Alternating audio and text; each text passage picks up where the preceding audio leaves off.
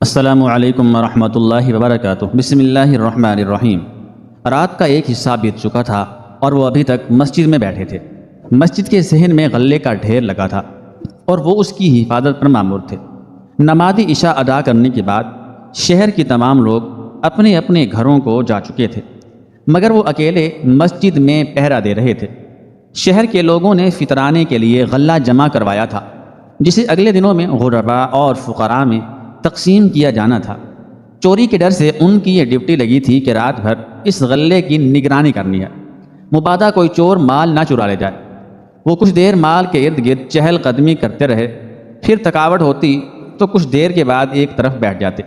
اگرچہ رات تاریک تھی لیکن آسمان پر چاند پوری آب و تاب سے چمک رہا تھا۔ چاند سے پھوٹنے والی روشنی کی کرنوں نے مسجد کے صحن میں دھیمی دھیمی روشنی پیدا کر رکھی تھی۔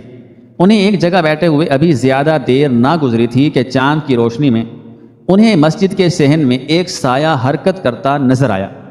وہ چوکنے ہو کر بیٹھ گئے اور غور سے اس سائے کی طرف دیکھنے لگے۔ کچھ ہی دیر میں ان پر یہ واضح ہو گیا کہ یہ کسی آدمی کا سایہ نہیں۔ سایہ آہستہ آہستہ بڑھتا ہوا غلے کے ڈھیر کے قریب آ گیا۔ انہوں نے غور سے دیکھا، وہ کوئی آدمی تھا، مگر اس سے قبل انہوں نے کبھی اسے شہر میں نہ دیکھا تھا۔ شہر کے سارے لوگ ان کے جانے پہچانے تھے، مگر اس آدمی کو وہ پہلی مرتبہ دیکھ رہے تھے، اور وہ بھی چوری کرتے۔ وہ ابھی تک اپنی جگہ پر بیٹھے تھے کہ اس آدمی نے زمین پر چادر بچھائی اور جلدی جلدی غلے کے ڈھیر سے اناج چرانے لگا۔ چور جلدی جلدی غلہ چادر میں ڈال رہا تھا اور وہ آہستہ آہستہ غلے کے ڈھیر کی آڑ میں اس کے قریب ہونے لگے۔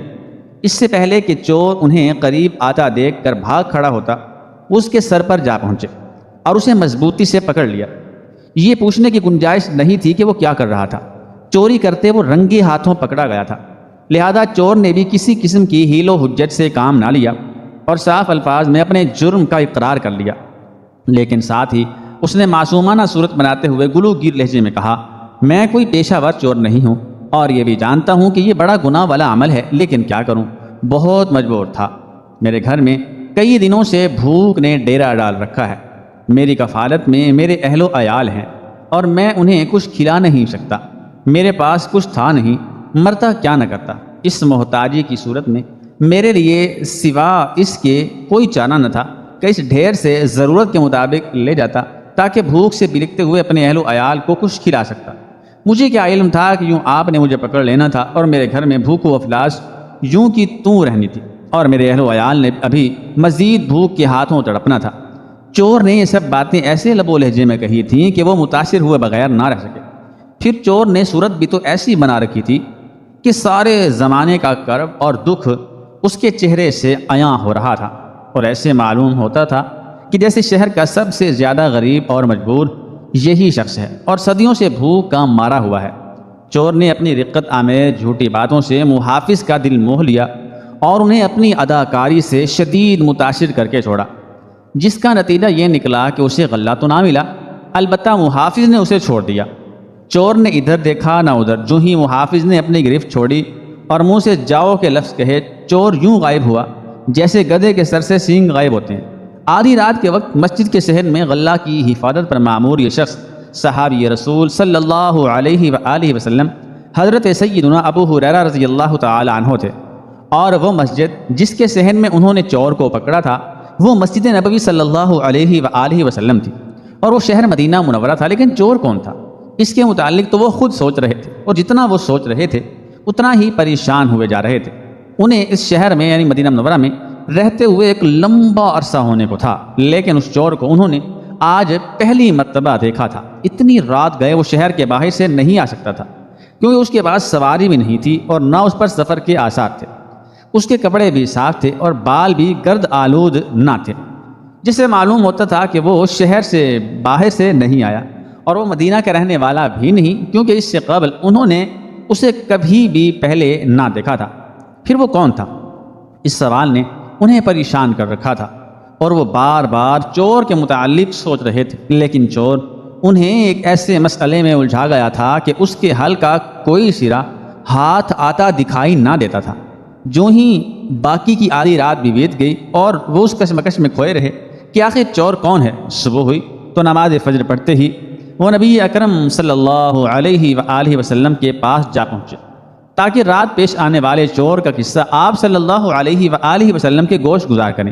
جیسے ہی وہ آپ صلی اللہ علیہ وآلہ وسلم کے پاس بیٹھے، آپ صلی اللہ علیہ وآلہ وسلم نے مسکراتے ہوئے فرمایا، ابو ہریرہ، رات تمہارے قیدی نے کیا کیا؟ حضرت ابو ہریرہ رضی اللہ تعالیٰ عنہ کہتے ہیں، نبی کریم صلی اللہ علیہ وآلہ وسلم کے اس سوال نے مجھے اور حیران کر دیا کہ چور کے متعلق تو میں اکیلا ہی جانتا ہوں اور ہم دونوں کو کسی اور نے دیکھا بھی نہیں، پھر نبی اکرم صلی اللہ علیہ وآلہ وسلم کو کس نے بتا دیا؟ پھر اچانک ہی میں یہ سوچ کر مطمئن ہو گیا کہ اللہ تعالیٰ نے اپنے نبی صلی اللہ علیہ وآلہ وسلم کو وحی کے ذریعے آگاہ کر دیا ہوگا۔ بہرحال میں نے رات پیش آنے والا واقعہ نبی اکرم صلی اللہ علیہ وآلہ وسلم کو سنایا۔ نبی اکرم صلی اللہ علیہ وآلہ وسلم نے سن کر فرمایا، ابو ہریرہ، چور نے تم سے جھوٹ بولا اور وہ پھر آئے گا۔ دن بیت گیا اور اگلی رات آ گئی۔ مجھے یقین تھا کہ وہ چور آج پھر آئے گا، کیونکہ اس کے آنے کے متعلق نبی اکرم صلی اللہ علیہ وآلہ وسلم نے فرمایا تھا، اور ان کا فرمانا کبھی جھوٹ نہیں ہو سکتا۔ وہ صادق بھی ہیں اور امین بھی، اور ان کی زبان سے وہی نکلتا ہے جو اللہ تعالیٰ چاہتے ہیں، لہذا یہ ہو ہی نہیں سکتا تھا کہ اللہ کے رسول صلی اللہ علیہ وآلہ وسلم اس کے آنے کے متعلق کہیں اور وہ نہ آئے۔ لہٰذا نماز عشاء سے فارغ ہوتے ہی جب یہ سب لوگ نماز پڑھ کر گھر چلے گئے تو میں نے ایک جگہ کا انتخاب کیا اور گھات لگا کر بیٹھ گیا کہ اب کب چور آتا ہے۔ جو ہی پہلی رات کا ٹائم ہوا، وہ دبے پاؤں مسجد میں داخل ہوا اور بغیر آہٹ کے آہستہ آہستہ اندھیرے میں چلتے چلتے غلہ کے ڈھیر کی طرف بڑھنے لگا۔ پہلی رات کی طرح جیسے ہی وہ ڈھیر کے قریب پہنچا، اس نے جلدی جلدی چادر پھیلائی اور اس میں غلہ بھرنے لگا۔ میں ابھی اسی طرح دبے پاؤں چلتے چلتے اس کے سر پر آ پہنچا اور چپکے سے اسے جکڑ لیا۔ اس سے پہلے کہ وہ کچھ کہتا، میں نے اسے خبردار کرتے ہوئے کہا، آج میں تجھے چھوڑوں گا نہیں، بلکہ تجھے باندھ کر نبی اکرم صلی اللہ علیہ وآلہ وسلم کے سامنے پیش کروں گا، تاکہ حضور صلی اللہ علیہ وآلہ وسلم مسجد میں، اور وہ بھی زکوٰۃ کے مال سے چوری کرنے والے مجرم کو سب کے سامنے سزا سنائے۔ چور نے نبی اکرم صلی اللہ علیہ وآلہ وسلم کا نام سنا تو کام کر رہ گیا، اس کے ماتھے پر پسینہ ابھر آیا، مارے خوف کے اس کا برا حال ہو گیا، اس کی آواز لڑکھڑانے لگی۔ وہ دنیا بھر کی مسکینی چہرے پر لا کر بولا، دیکھو مجھے اپنے نبی صلی اللہ علیہ وآلہ وسلم کے سامنے پیش نہ کرنا، بس ایک مرتبہ اور معاف کر دو، میرے اہل و عیال بڑی مشکل میں ہیں، وہ بھوکے ہیں اور میری انتظار میں ہیں، میں نہ گیا تو ان پر کیا بیتے گی؟ تم خود ہی سوچو کہ اگر تم نے مجھے اپنے نبی صلی اللہ علیہ وآلہ وسلم کے سامنے پیش کر دیا تو میں گھر نہ پہنچ سکوں گا، اور اگر میں گھر نہ گیا تو میرے اہل و عیال پر کیا گزرے گی؟ وہ بھوک کی وجہ سے مر جائیں گے۔ اس کی باتوں سے میرا دل نرم ہو گیا اور مجھے اس پر رحم آ گیا۔ میں نے اپنا ارادہ ترک کیا اور اسے چھوڑ دیا۔ صبح ہوئی، نبی اکرم صلی اللہ علیہ وآلہ وسلم نے خود ہی مجھ سے پوچھا، ابو ہریرہ سناؤ تمہارا قیدی آیا؟ میں نے کہا، اللہ کے نبی صلی اللہ علیہ وآلہ وسلم وہ آیا تھا اور میں نے اسے پکڑ بھی لیا تھا، لیکن جب میں نے کہا کہ آج میں تجھے نبی اکرم صلی اللہ علیہ وآلہ وسلم کے سامنے پیش کروں گا تو وہ منت سماجت پر اتر آیا۔ اس نے مجھے بتایا کہ اس کے بیوی بچے بھوکے ہیں اور اگر مجھے نہ چھوڑا تو بھوک سے ہی مر جائیں گے۔ مجھے ترس آ گیا اور میں نے اسے چھوڑ دیا۔ نبی اکرم صلی اللہ علیہ وآلہ وسلم میری بات سن کر مسکرا دیے، پھر بولے، اس چور نے جھوٹ بولا اور وہ پھر آئے گا۔ چنانچہ رات ہوئی اور میں پھر تیسری مرتبہ چور کی طاق میں بیٹھ گیا۔ آدھی رات کا وقت ہوا تو چور واقعی دوبارہ آ گیا۔ آتے ہی اس نے پہلے کی طرح غلہ چرانا شروع کر دیا اور میں نے اسے پکڑ لیا۔ میں نے کہا، اب کی بار تمہیں ہرگز نہیں چھوڑوں گا، میں یہ آخری باری تھی، تجھے 2 مرتبہ چھوڑ چکا ہوں اور دونوں مرتبہ تو نے مجھ سے وعدہ کیا تھا کہ تو پھر نہیں آئے گا، لیکن تو باز نہیں آیا۔ اب تو میں تجھے خود نبی اکرم صلی اللہ علیہ وآلہ وسلم کے پاس لے کر جاؤں گا۔